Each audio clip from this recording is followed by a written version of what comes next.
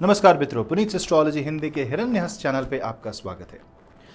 हम चर्चा करते हैं हर महीने राशियों के साथ और नक्षत्रों के बारे में, परंतु एक रिक्वेस्ट आई है कि बहुत से लोगों को अपने डेट ऑफ बर्थ के हिसाब से महीने का राशिफल जानना है। तो आइए इस वीडियो में आपकी डेट ऑफ बर्थ क्या कहती है नवंबर महीने के बारे में, उसके बारे में जानेंगे।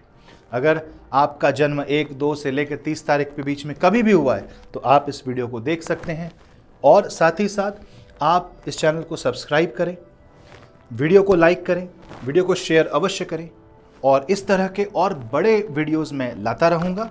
तो आप मेरे साथ जुड़े रहें। इंस्टाग्राम में आप मुझे फॉलो कर सकते हैं। अगर आप कंसल्टेशन लेना चाहते हैं तो आप मुझे ईमेल कर सकते हैं। और आपको अगर अपनी जीवन में आपको एक ऐसी रिपोर्ट चाहिए, कंप्यूटर जनरेटेड है लेकिन एक ऐसी रिपोर्ट जो 300 पन्नों की रिपोर्ट है, और साथ ही साथ उसमें न्यूमरोलॉजी सेक्शन बोनस में आता है, जो आपको आपके सवालों का उत्तर दे सकता है, आपको अपनी कुंडली के बारे में बहुत गहरी जानकारी दे सकता है, आपके कुंडली के सारे डिविजनल चार्ट्स, सारी दशा महादशा का डिटेल्ड एक प्रिंट आउट निकल सकता है। तो ऐसी रिपोर्ट अगर आप चाहते हैं तो आप बुक कर सकते हैं नीचे दिए गए लिंक से। डिस्क्रिप्शन बॉक्स में वो लिंक दिया हुआ है। आइए शुरू करते हैं। हर जन्मतिथि से रिलेटेड आपके जीवन में कैसा रहेगा नवंबर का महीना।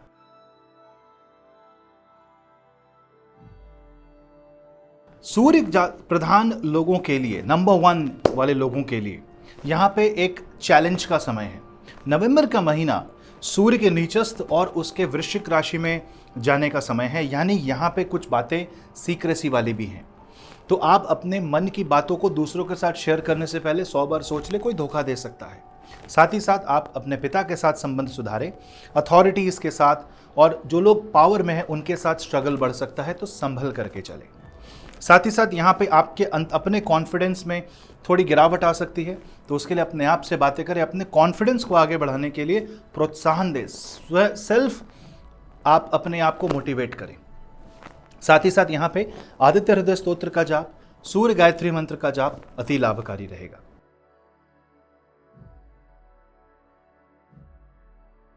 चंद्र प्रधान लोगों के लिए, यानी नंबर 2 वाले लोगों के लिए, आपके लिए यह समय इमोशनली स्टेबल करने का है। ऐसे समय में आप अपने आप को इमोशनली वल्नरेबल सिचुएशन में पा सकते हैं। गुस्सा बहुत आएगा, एंग्जाइटी होगी, चिड़चिड़ मच सकती है, छोटी छोटी बातों पे वाद विवाद की संभावनाएं बनती हैं नवंबर के महीने में। तो थोड़ा सा संयम बरत करके चले और अपनी ऊर्जा को बचाएं। अनावश्यक विचार अगर आ रहे हैं तो महादेव की आराधना करें, ओम नमः शिवाय का जाप करें, और सोमवार के दिन शिव मंदिर जा करके दर्शन अवश्य करके आएं। साथ ही साथ सोमवार के दिन सफेद चीजों का दान करना भी अति उत्तम रहेगा।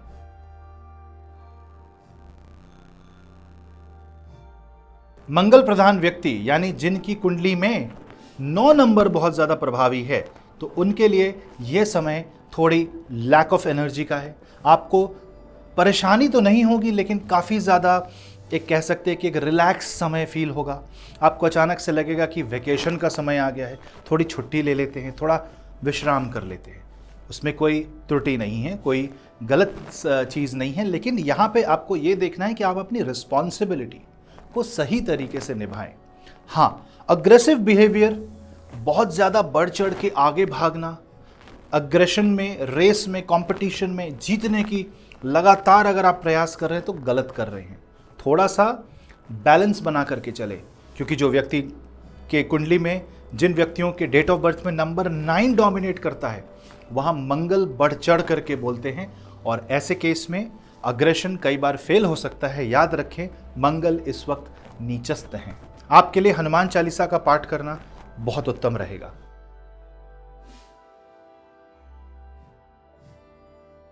अगर आपकी जन्म तिथि में प्रधान नंबर 3 है, तो यहाँ पे बृहस्पति देव की कृपा आप पे बनती है। साथ ही साथ आपके अंदर इंटेलिजेंस आएगी।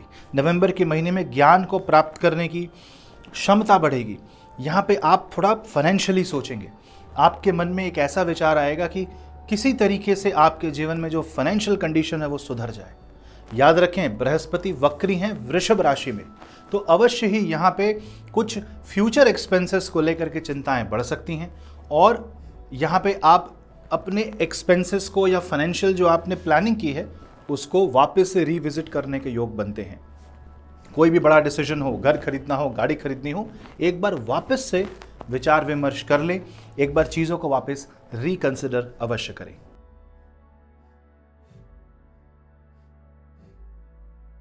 अगर आपकी कुंडली में नंबर 5 प्रधान ग्रह है तो यानी कि यहाँ पे बुध द्वारा डोमिनेटेड कुंडली है, यानी बुध की स्थिति पॉजिटिव है कुंडली में। ग्रह गोचर में नवंबर के मंथ में बुध एक अच्छी पोजीशन में है।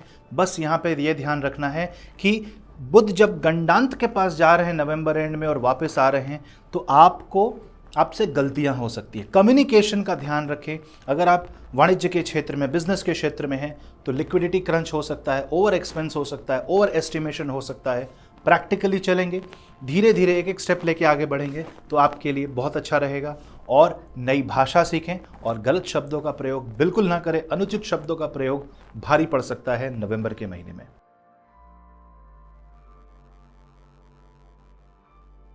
अगर आपकी कुंडली शुक्र से प्रभावित है, यानी 6 नंबर की कुंडली है, तो यहां पे आपको शुक्र प्रधान चीज़ों का सेवन करना चाहिए। अच्छे अच्छे खाना खाएं, रेस्टोरेंट में जाएं, जो सामर्थ्य बनता है। आप फेस्टिव सीजन को एंजॉय करें। जो ये एक त्यौहार का जो एक सराउंडिंग माहौल बना हुआ है उसको आप थोड़ा एंजॉय करें। अपने आप को ये नहीं कह रहा कि एक्सेसिव खर्च करें, पर निराश भी ना हो, हताश भी ना हो। यहाँ पे आपको ये देखना है कि कैसे करके आप अगर इस त्यौहार में नहीं तो एक प्रण अवश्य ले कि अगला त्यौहार आप धूमधाम से मनाएंगे और अपने आप को 1 साल का टारगेट दें। इस दिवाली से अगली दिवाली, इस नवंबर से अगले नवंबर आप क्या कर सकते हैं, अपने बिजनेस को कैसे बढ़ा सकते हैं। क्योंकि शुक्रदेव जिस कंडीशन में ट्रैवल कर रहे हैं वो स्कॉर्पियो और सैजिटेरियस, वृश्चिक और धनु राशि में ट्रैवल कर रहे हैं, वो अवश्य ही आपके जीवन में बड़े बदलाव लेकर के आएंगे। बस प्रेम संबंधों में अनावश्यक वाद विवाद से बचें।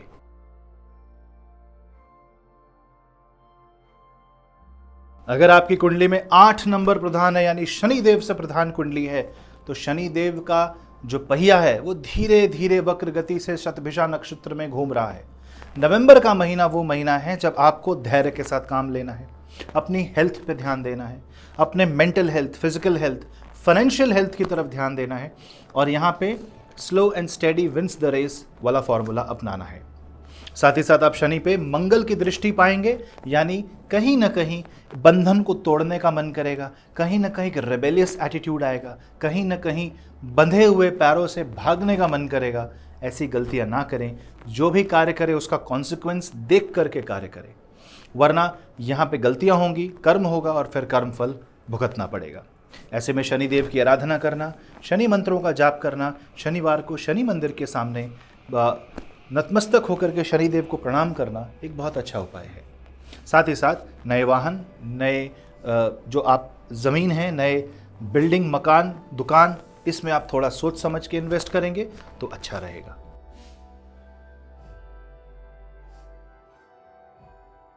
अब बारी आती है नंबर 4 यानी राहु प्रधान कुंडली की। तो ऐसे में राहु जो मीन राशि में धीरे धीरे शनि की तरफ आगे बढ़ रहे हैं, वहां पे 2 बातों का ध्यान रहना है।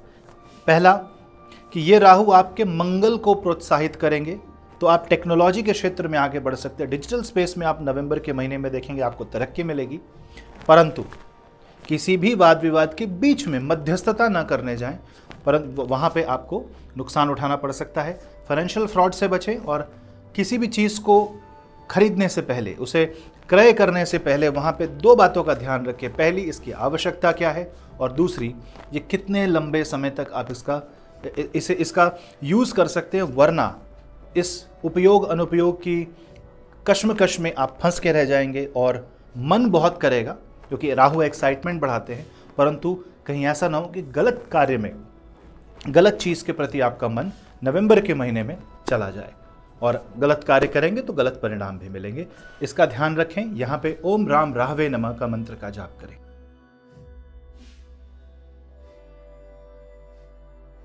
और अगर आपका बर्थ डेट नंबर 7 पे आता है तो आपकी कुंडली केतु प्रधान है, यानी कि आपके जीवन में केतु की जो एनर्जी है वो बहुत ज़्यादा इंपॉर्टेंट है। केतु जो कि इस वक्त कन्या राशि में गोचर कर रहे हैं, केतु जो इस वक्त आपके जीवन में स्ट्रैटेजी और प्लानिंग, माइक्रो मैनेजमेंट की तरफ दिखा रहे हैं।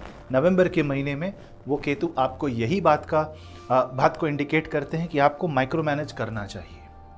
स्पेशली आप अपने दोस्तों में, सगे संबंधियों में, रिश्तेदारों में ये देखें कि कौन आपके वेल विशर है और कौन आपके अगेंस्ट हैं, क्योंकि नवंबर के महीने में ये बहुत सारे रिश्ते बनेंगे भी और बिगड़ेंगे भी। साथ ही साथ आपको ये भी ध्यान रखना है कि नए जगह इन्वेस्ट करने से पहले 2 बार सोचना है।